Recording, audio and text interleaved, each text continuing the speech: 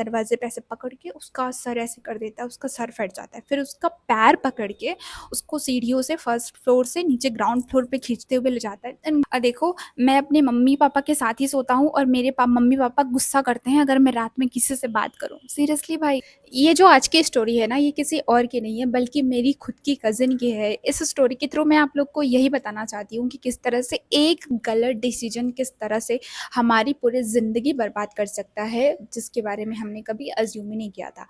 मेरे कज़न की story already बहुत सारे लोगों को पता है। सारे लड़कों के ऐसे कमेंट्स आते हैं कि मैं तो विक्टिम कार्ड प्ले कर रही हूँ एंड मेरी कज़न की गलती थी, मेरे कज़न का रिलेशनशिप था जिसकी वजह से मेरी कज़न की शादीशुदा ज़िंदगी ख़राब हो गई। तो एक्सक्यूज़ मी, ये वीडियो मैं उन सारे लोगों के लिए बना रही हूँ और ये क्लियर करने के लिए बना रही हूँ कि हर बार गलती एक लड़की की ही नहीं होती, गलती लड़का भी कर सकता है। और गलती का मतलब मैं ये बिल्कुल नहीं कह रही कि लड़कियाँ गलतियाँ करती हैं या लड़के गलतियाँ करते हैं। गलती जेंडर किसी की गलती डिफाइन नहीं करती। नेहा और मैं एक दूसरे को बचपन से जानते थे। बचपन मतलब एक ही साल में हम दोनों का बॉन्ड हुआ था, जिसकी वजह से हम दोनों की बहुत ही अच्छी बॉन्डिंग थी। बट जैसे ही नेहा 4 साल की हुई ना, उसके पेरेंट्स जो हैं वो इंदौर में रहते थे एंड उनकी पूरी फैमिली जो है ना वो नेहा को लेके इंदौर चली गई। अब मैं नेहा से बिछड़ तो गई थी, बट यहाँ हमारी बातचीत थोड़ी बहुत हो जाती थी फ़ोन पे। एंड कभी 2 साल 3 साल में ये नेहा आती थी घर पे, तो मैं उसके वहाँ मिलने के लिए चली जाती थी एंड या हम काफ़ी इंजॉय करते थे। बट धीरे-धीरे करके ना, जब जो ये नेहा है ये 10th क्लास में गई तो इसका पढ़ने में मन नहीं लगता था। मतलब आपने देखा होगा कि ज़रूरी नहीं है कि सारे बच्चे पढ़ने में ही अच्छे हों, जिनका नहीं पढ़ने में मन लगता वो नहीं पढ़ते हैं। तो नेहा भी उन्हीं लोगों में से आती थी कि जिसको पढ़ने का नहीं मन करता था। तो इसीलिए जो मेरे अंकल हैं उन्होंने उसको बहुत ज़्यादा फ़ोर्स भी नहीं किया कि नहीं तू पढ़, तू ये कर, ऐसे कर, नहीं। उसका 10th कराया, 12th कराया एंड उसको ऐसे ही मतलब किसी नॉर्मल से कॉलेज से उसको बीए करा दिया। एंड बीए कराने के बाद शी डिसाइडेड कि अब मुझे पढ़ाई नहीं करनी है। बट ये सब होते होते ना, नेहा के ये जो बड़े भैया हैं उनकी ना शादी हो गई थी। पर जब उनकी शादी हुई ना, तो नेहा का जैसा घर पहले हुआ करता था ना, अब वो सब कुछ बिल्कुल बदल चुका था। क्योंकि जो नेहा की भाभी थी ना, वो बहुत ही ज़्यादा टॉक्सिक थी एंड उनके घर में रोज़ झगड़े होते थे बिना किसी बात के। मार पिटाई करना, नेहा का उसके भैया को मारना, आई मीन जो नेहा के भैया हैं और नेहा के भाभी हैं वो डेली नेहा को मार पिटाई करते थे। बहुत सारी चीज़ें रोज़ होती थी। एंड कहीं न कहीं क्योंकि नेहा के पास ना तो अच्छी जॉब थी, और मैंने आपको पहले ही बताया, उसने बहुत सीरियसली पढ़ाई को नहीं लिया था। तो शी डिसाइडेड कि ये जो नेहा है ना, ये शादी करेगी, अरेंज मैरिज करेगी and she told her father कि पापा मुझे ना शादी करनी है। अब ऐसा नहीं है कि बाकी लोगों की तरह नेहा की लाइफ में भी एक लड़का था जो कि नेहा के ही कास्ट का था एंड आई थिंक नेहा और वो जो लड़का है वो नेहा के किसी फ्रेंड के बर्थडे पार्टी में मिले थे। दोनों सेम कास्ट के थे, उनकी काफ़ी ज़्यादा बनती थी। बट हुआ ये कि वो जो लड़का है ना, जब उसने 6-7 महीने वो नेहा के साथ रह लिया, फिर वो ना नेहा के लिए काफ़ी ज़्यादा टॉक्सिक होने लगा। जैसे वो ये होने लग गया कि नेहा अपने किसी फ्रेंड से बात नहीं कर सकती। यहाँ तक कि वो बोलता था कि नेहा जो है ना, वो अपने घर में जाके लड़ाइयाँ करे, झगड़े करे था। एंड ये बात तब की है जब नेहा के भैया की शादी वगैरह नहीं हुई थी। तो उस लड़के की वजह से भी ना नेहा के घर में काफ़ी सारे हंगामे हुए थे एंड बहुत बार हुए थे। तो जैसे-तैसे करके नेहा का तो उससे ब्रेकअप हो गया था एंड ये जो दोनों का रिलेशनशिप था ना, वो पूरे बस 6 से 7 महीने ही चला था एंड नेहा का ब्रेकअप 2020 में ही हो गया था। अब 2020 में ब्रेकअप के बाद नेहा की लाइफ में कोई लड़का नहीं आया एंड ये जो मैं बात बता रही हूँ ये 2024 की है। तो अब आ जाते हैं 2024 में। 2024 में नेहा डिसाइडेड कि उसे ना अब किसी से शादी करनी है।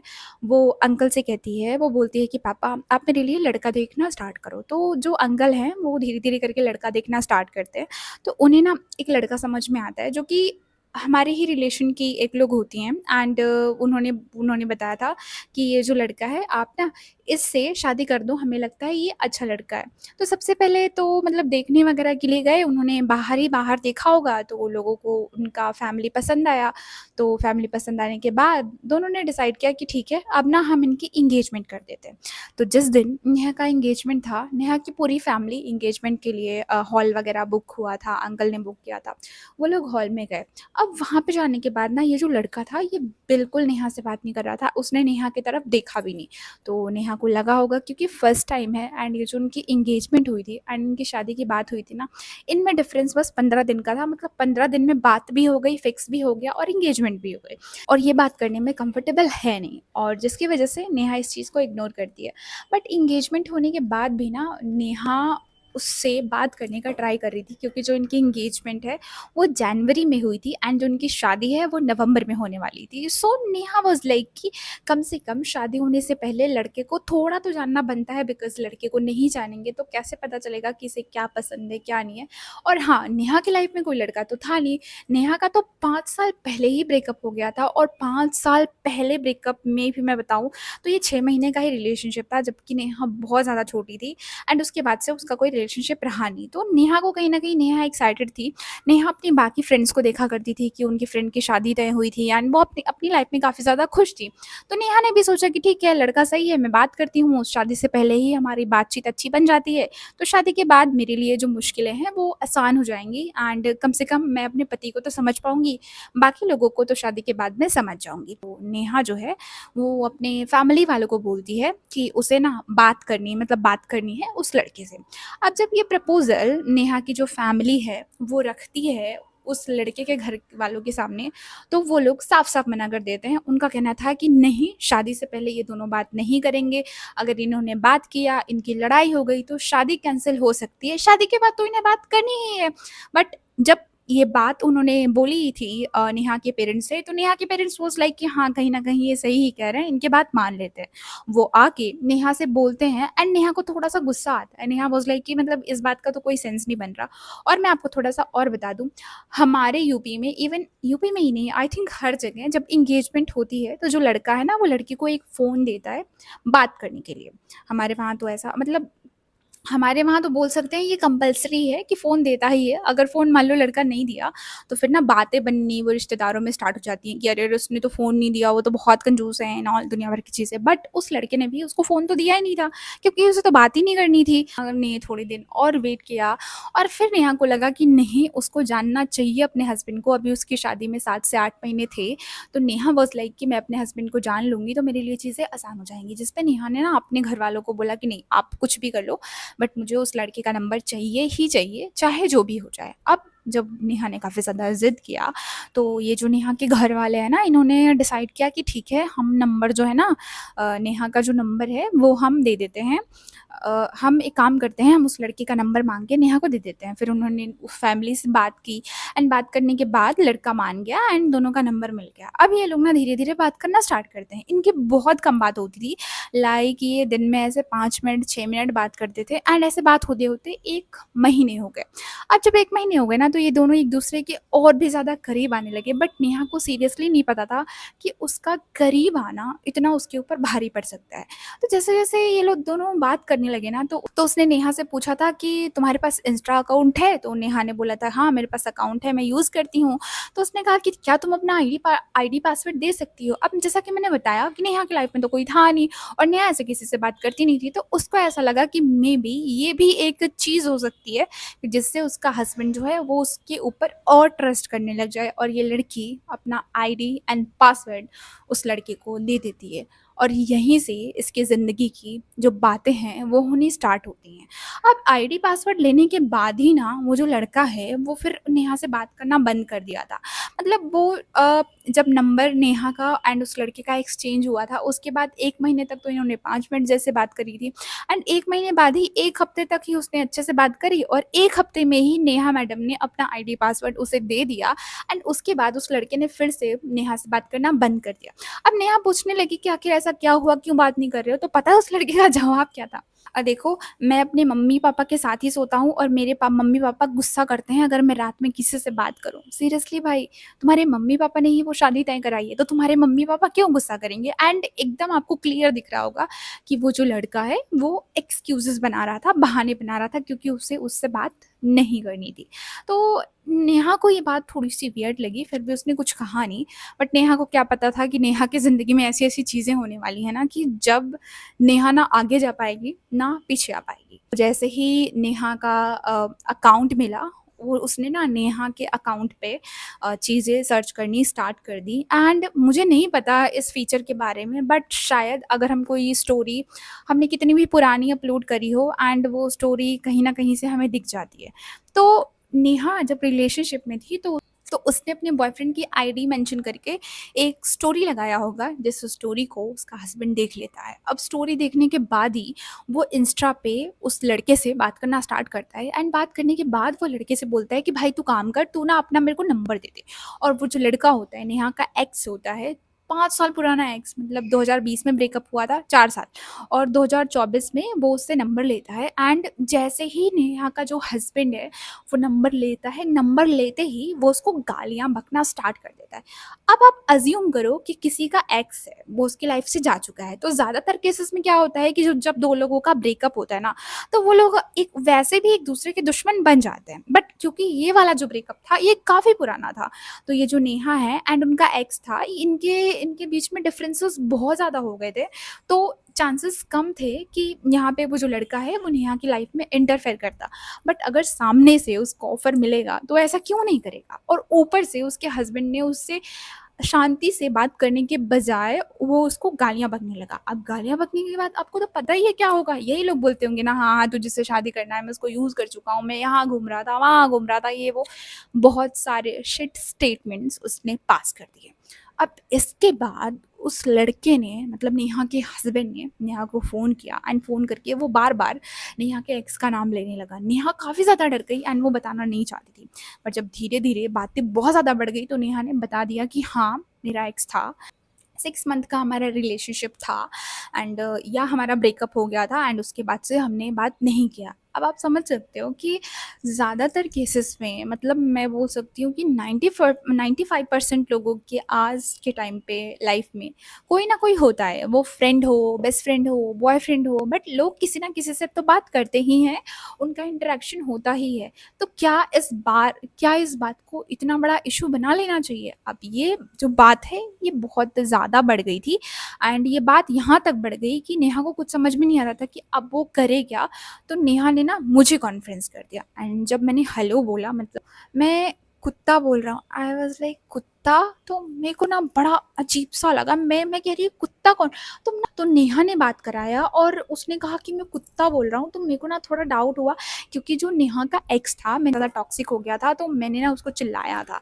तो मुझे लगा कि कहीं वही तो नहीं है, तो ना मेरे मुंह से ना उसके एक्स का नाम निकल गया। तो कह रहा है अच्छा तुम भी जानती हो उसको। मैं शॉक्ड, मैं पूछ रही हूँ कि नेहा बता ना ये कौन है। तो नेहा बोल रही है कि ये जीजू हैं तेरे। मैं शॉक्ड, मुझे कुछ समझ में नहीं आ रहा मैं क्या करूँ। मेरे मुंह से वो बात निकल गई थी, उसको ऑलरेडी पता था। तो समझ रहे हो आप कि कितनी चीज़ें भसड़ बनती गई। तो उसने ऐसे बोला, बट जब वो वाला उसने स्टेटमेंट दिया था ना कि मैं कुत्ता बोल रहा हूँ, तो मैंने कहा मुझे समझ में नहीं आया। तो वो मुझे बोल रहा था कि मैं नेहा से उसके हस्बैंड की बुराई करती हूँ। एंड जिस टाइम पे वो बोल रहा था ना, उस टाइम पे बुराई करने की ऐसी कोई बात ही नहीं आई थी, कि उस टाइम पे नेहा तो अपने हस्बैंड से अच्छी तरीके से बात करती थी, तो भला मैं उसके हस्बैंड को क्यों ऐसे कुत्ता एंड अब्यूज करूंगी। बट उसके हस्बैंड ने इसलिए बोला था कि अगर मैं ऐसा बोलती हूँ, मतलब उसके हस्बैंड को पता है क्या लगता था, जो नेहा की सारी फ्रेंड्स हैं वो उसके हस्बैंड की नेहा से मतलब चुगलियाँ करती हैं। एंड मैं सच बताऊँ, उस पॉइंट तक अभी हमें पता ही नहीं था कि नेहा की ज़िंदगी में ऐसा कुछ चल रहा है, बट उसने फिर भी ऐसे बोला। फिर उसकी मेरी बहस हो गई इसी बात पे। मैंने उसको कहा कि बहुत ज़्यादा बातें बढ़ गई थी, तो मैंने कहा कि देखिए अगर आपको शादी नहीं करनी है तो प्लीज़ मत करिए शादी, बट ऐसे आप जब दोनों का रिश्ता पहले ही इतना ख़राब हो चुका है, तो मैं कैसे मान लूँ कि आप इस रिश्ते को कंप्लीट कर ले जाओगे एंड निभा ले जाओगे। एंड बहुत ज़्यादा डर लग गया था। अब इसके बाद हुआ, मतलब मैंने उसको समझाने की कोशिश की कि अगर आप दोनों का जो ये रिश्ता है, जो रिलेशन है, अगर नहीं चल सकता है, आपको लगता है कि नेहा अभी ही ऐसी है और आपके साथ नहीं हो पाएगा, तो प्लीज़ आप शादी कैंसिल कर दो। तो पता है वो लड़का क्या बोलता है कि नहीं, मैं शादी तो नहीं कैंसिल कर सकता, और अगर मैंने शादी कैंसिल किया तो मेरे घर वाले ये कर देंगे। तो आई वाज लाइक क्या ऐसा भी है। एंड नेहा के घर, लड़के के घर वाले थे, वो नेहा की ज़बरदस्ती शादी लड़के से करा रहे थे। अब बातें-बातें हुई, बातें ख़त्म हुई, तो फिर वो बोलता है कि आप इसको समझा दो कि आगे से ऐसी गलती नहीं करेगी। तो मैंने फिर उसको बोला, मैंने कहा ये बहुत पुरानी बात थी एंड आपको बिल्कुल ऐसा डरने की ज़रूरत नहीं है, ये ऐसी नहीं है, ये तो हमेशा से आपको चाहती थी, एंड इसने बात करना भी इसीलिए स्टार्ट किया था ताकि आपकी और इसकी बॉन्डिंग बन जाए। ऐसी बातें हुई, फिर उसने फ़ोन रखा, एंड फ़ोन रखने के बाद ये जो सारी बातें हैं उसने नेहा के घर वालों को बता दी कि आपकी बेटी ऐसी-ऐसी है, ये किया है, वो किया है। तो नेहा के घर वालों को भी ये सारे स्टेटमेंट्स पता थे, तो उन्होंने बोला होगा कि मतलब हाँ, ऐसी-ऐसी बातें हैं। एंड ये जो मामला है ये ख़त्म हुआ, एंड फिर से नेहा का जो अब हस्बैंड है, अब उसने उससे बात करना बिल्कुल बंद कर दिया था। अब अगर उनकी बात भी होती थी तो बस बहस होती थी, एंड वो बात बिल्कुल नहीं करता था। और यही सब चलते चलते झगड़े होते होते बीच में जो नेहा की पूरी फैमिली है उसको पता था, सबको पता था कि हाँ ऐसा कुछ है, कि मतलब वो जो लड़का है वो नेहा को पसंद नहीं करता। बट नेहा की फैमिली, मतलब नेहा की जो भाभी थी, वो तो चाहती ही थी कि नेहा मतलब निकल जाए घर से, अच्छा हो, घर में शांति हो। बट नेहा के यहाँ पे मॉम डैड भी गलत थे, जो अंकल आंटी थे उन्हें हमेशा से लगता था कि नहीं, शादी के बाद तो सब कुछ ठीक हो जाता है। हमारे साथ भी ऐसा हुआ है, जब मैं भी शादी करके आई थी तो मेरे साथ सब कुछ सही नहीं था, बाद में चीज़ें ठीक हुई। यही कर करके उन्होंने शादी नहीं कैंसिल किया करी। और ऐसे करते करते नवंबर आ गया, नवंबर में उसकी शादी थी। अब शादी के 4 दिन पहले ही ना मैं वहाँ पे गई हुई थी, एंड नोटिस क्या करती हूँ कि जो उसका हस्बैंड है, शादी से 3 दिन पहले भी वो उससे बात नहीं कर रहा था। तो मेरे को लगा, उसको भी लगा, उसको तो सब कुछ पता ही था, फिर भी वो शादी कर रही थी, बट मेरे को लगा कि हाँ ठीक है, बिज़ी होगा, तो वो काम कर रहा होगा। एंड जिस दिन उसकी शादी थी ना, वैसे ही वरमाला पहनाने के लिए आया। उसने उसको वरमाला पहना तो दिया, बट उसने उसे ऐसे मतलब देखा तो नहीं, बिल्कुल नहीं देखा।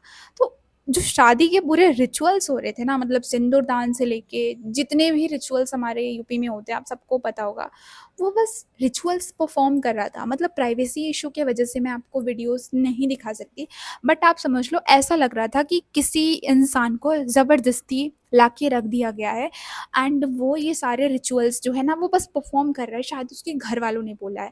एंड शादी वगैरह हो गई ना, शादी होने के बाद भी उन्होंने कुछ बदतमीज़ी दी थी, जैसे कि मेरे अंकल ने जो दहेज के पैसे थे उसमें से कुछ पैसे आई थिंक 10 या 20,000 रुपए कम दिए थे। तो हमारे वहाँ एक माड़ू हिलाने का रस्म होता है, तो वो उसके ससुर बोल रहे थे, लड़का बोल रहा था कि हम माड़ू नहीं हिलाएंगे, आपको पैसे देने पड़ेंगे। तो मेरे अंकल ने फिर पैसे कहीं से ऐसे जोड़ जाड़ के ऐसे ला के दिए थे, याद है, खूब बढ़िया ड्रामे हुए थे। एंड उस लड़के ने ना, जो नेहा का हस्बैंड है ना, उसने सबसे बदतमीजी दी थी। मतलब जो और भी आंटी लोग थी, रिलेटिव लोग थी, नहीं, लोग मजाक करते थे ना किसी चीज़ को लेके, तो उसको सीरियस स्टेटमेंट पास करता था। जैसा कि मैं एक आपको केस बताती हूँ, मेरी एक आंटी थी जो कि अभी 60 ईयर की हैं। उन्होंने कुछ बोला कि बेटा आप ये कर लो, तो उसने पता है क्या बोला, तुमसे क्या मतलब, तुम चुप रहो, तुम इसकी मम्मी हो। तुम, वो आप नोटिस करो कि वो तुम बोल रहा था, आप नहीं, वो तुम बोल रहा था। चलो उसने जो बोला बोला, उसको हटा दो, वो तुम बोल रहा था। और उसने मेरे साथ भी बदतमीजी दी, जैसे कि हमने जूता चुराया था, तो हमने ऐसे बोला था हंसी मजाक में कि नहीं, हमको 500 रुपये नहीं चाहिए, हमको ना 1,000 रुपये चाहिए। तो वो बोल रहा था कि अरे ये तो उसकी सगी बहनें नहीं है ना, तो इनके लिए तो 1,000 रुपये भी, 500 रुपये भी ज़्यादा है। और उसने ऐसे सबके सामने बोला था, ऐसे पीठ पीछे नहीं बोला था, हमने कैसे सुना, जिसमें मेरी भी उससे फिर बहस हुई थी। मतलब वो सबसे प्रॉपर बहस करके गया। बहन की, नेहा की विदाई हो चुकी थी। अब विदाई होने के बाद से उसके लाइफ में चेंजेस होने स्टार्ट किए। शादी जब हो गई, शादी के सेकेंड नाइट में ही उसने, मतलब फर्स्ट नाइट में ही उसने उसके साथ सब कुछ कर लिया। और फिर छठे सातवें दिन मेरी उससे बात हुई थी, और वो बता रही थी कि सब कुछ ठीक है, शादी के 7वें दिन में ही। तो मैं कहीं न कहीं थोड़ी-सी खुश थी कि चलो, शादी के पहले जितनी भी मिसअंडरस्टैंडिंग थी, बट शादी के बाद सब कुछ ठीक हो गया। बट यहाँ पे मैं आपको थोड़ी-सी और बात बताती हूँ कि नेहा को फ़ोन नहीं दिया गया था, और नेहा के मायके में भी नेहा के पास कोई पर्सनल फ़ोन नहीं था। बट जब नेहा अपने ससुराल गई, तो लोगों ने यही कहा कि मतलब हो सकता है इसका हस्बैंड इसको फ़ोन दिलाए, उसने उसको फ़ोन नहीं दिलाया। नेहा अपनी वरमाला पे जो मिलते हैं ना पैसे, उससे फ़ोन खरीदने वाली थी, उसको फ़ोन नहीं खरीदा गया। एंड आज के डेट में भी उनकी शादी को बस 1 साल होने ही वाला है नवंबर में, आज तक उसको फ़ोन नहीं मिला।